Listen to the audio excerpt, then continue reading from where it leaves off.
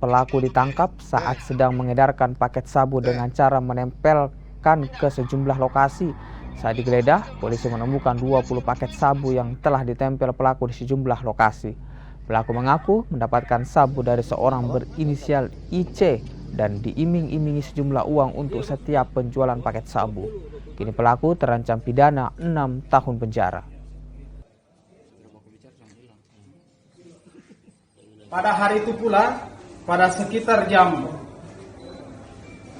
16.00 WITA, tim kami melakukan tangkap tangan kepada saudara FB.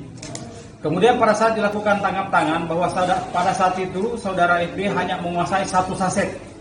Kemudian satu saset itu diduga berisi narkotika, lalu dilakukan interogasi, dan pada saat dilakukan interogasi bahwa saudara FB ini menerangkan bahwa telah menempel di beberapa titik.